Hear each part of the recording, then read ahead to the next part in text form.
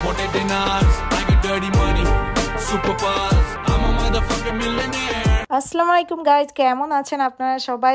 আমি ভালো আছি। আজকে আমি চলে এসেছি বারবিকিউ তেলাপিয়া ফিশ খাওয়ার জন্য। এই রেস্টুরেন্টের তেলাপিয়া বারবিকিউটা আমার কাছে অনেক ভালো লাগে, আমি এর আগেও খেয়েছি, আজকেও আমি খেতে চলে আসলাম। আমি চিকেন প্লাস ফিশ লাভার, ফিশ বা চিকেন খেতে আমার অনেক ভালো লাগে। আর এখানে বারবিকিউটা তো লাজাবাব, খুবই টেস্টি হয়। আমি একটু একটু করে বারবিকিউ ফিশটা খাচ্ছি, খেতে খেতে আমি জানি না একটু পরে আমার জন্য কি অপেক্ষা করতেছে। যদি জানতাম যে সামনে আমার জন্য এই ভয়াবহ পরিস্থিতি অপেক্ষা করতেছে, তাহলে অবশ্যই আমি এই বারবিকিউ চিকেনটা খেতাম না, এত মনোযোগ দিয়েও খেতাম না। কারণ এর একটা মাছ খেলে পুরো পেটটা টইটম্বুর ভরে যায়। আমি তো খুবই এনজয় করে খাচ্ছি, কারণ আমি সারাদিন কিছু না খেয়ে ফিশটা খাবো এটার জন্য অপেক্ষা করতেছিলাম। একটু লেবু টেবু মিক্সড করে বিন্দাস খাচ্ছি। তারপরে আমি সালাদ চাইলাম, সালাদ দিল, সালাদের সাথে ফিশটা মিক্সড করে খেতে এতটা মজার ছিল। তো আমি খেলাম, খাওয়ার পরে আমার কাছে চলে আসলো একটা ফোন কল। আমি ফোন কলটা পেয়ে আমি তো পুরাটাই সারপ্রাইজ,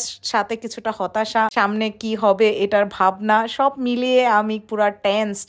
এখন খুব তাড়াহুড়ো করে আমি খাচ্ছি, কারণ যেহেতু ফোনটা আসছে আমার এখনই যেতে হবে। চলে আসলাম অধরার কোচিনের সামনে, অধরাকে কোচিন থেকে রিসিভ করে দেন আমরা বেরিয়ে পড়লাম। এখন হলো মেইন পয়েন্টে আসি। আমাকে হলো অধরার আম্মু ফোন দিছে, মানে আমার বোন, সে ফোন দিয়ে বললো যে তুই অধরাকে কোচিন থেকে নিয়ে সরাসরি মিরপুর 1 নাম্বার চলে আয়, এখানে একটা নতুন রেস্টুরেন্ট হয়েছে আর সেই রেস্টুরেন্টের নাম হলো দা বাবলস, আর আমরা এখানে বাবলস এর ডিনার করব। আমি শুনে তো ঢেকুর গিললাম, আসলেই সম্ভব? আমি এই মাত্র একটা আস্ত তেলাপিয়া খেলাম, এখন ডিনারের দাওয়াত। চলে আসলাম সেই মিরপুর 1 নাম্বারের দা বাবলস এ। এসে প্রথমেই বাবলস এর ইন্টেরিয়র দেখে খুবই ভালো লাগলো। আমাদেরকে লিফটের সামনে থেকে রিসিভ করলো অপসরা। আসতে আসতেই দেখলাম আমাদের পেয়ারি পেয়ারি ভাগিনা আলী বসে আছে।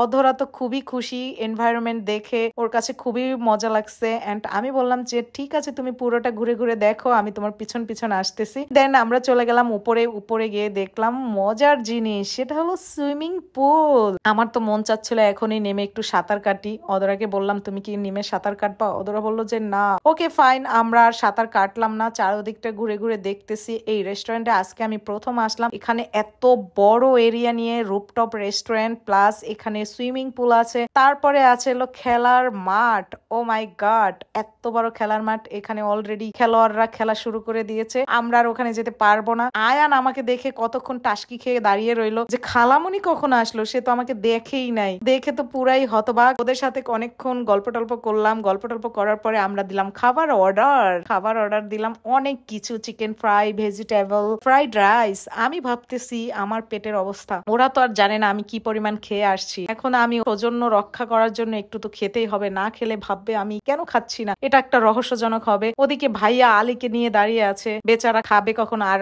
আয়ান তো মোবাইল নিয়ে গেম খেলতেছে। খাবারটা আসলে টেস্ট করা উচিত, এখানে খাবারের মান কেমন। খাবারের মানটা আমি আরো ভালো আশা করছিলাম, বাট খাবার একটু আমার কাছে ভালো লাগে নাই। কিছুক্ষণ আমি আলীকে নিয়ে ঘুরলাম যাতে ভাইয়া খেতে পারে। ভাইয়া খাওয়া দাওয়া শেষ করলো, এন্ড দেন আমরা বের হলাম। আমাদের ফুটফুটে আলী আমাকে তাকিয়ে তাকিয়ে দেখছে, আমি তো আলী আলী করে ডাকতেছি। আলী খুবই মজা পাচ্ছে। ওর কি এগুলো স্মৃতি থাকবে? স্মৃতিতে না থাকলেও আমি জোর করে রেখে দেব আমার সেই গ্যালারিতে। লিফট চলে আসছে, সেই লিফটে আমরা উঠতে পারলাম না, আমরা 4 জন রয়ে গেলাম। ভাইয়া, সোনি, আলী চলে গেল। আমরা অপেক্ষা করলাম, একটু পরে লিফট চলে আসলো, দেন আমরা উঠলাম। কিন্তু এখানে করলো আয়ান ডাকাতি, সে মাঝে মাঝে এক একটা ফ্লোরের টিপ দিয়ে রাখছে, সেখানে থামতেছে। সবাই আমরা হতবাক, কে এটা করে। পরে দেখলাম ছোট্ট আয়ান নিচ থেকে ছোট ছোট হাত দিয়ে এই কাজটা করতেছে। আমরা অবশেষে নিচে আসলাম, গাড়িতে করে চলে আসলাম বাসায়। সো গাইস, অবশ্যই কমেন্ট করবেন কেমন লাগলো আজকের আমার ব্লগটা। সবাই ভালো থাকবেন, সুস্থ থাকবেন, বাই বাই।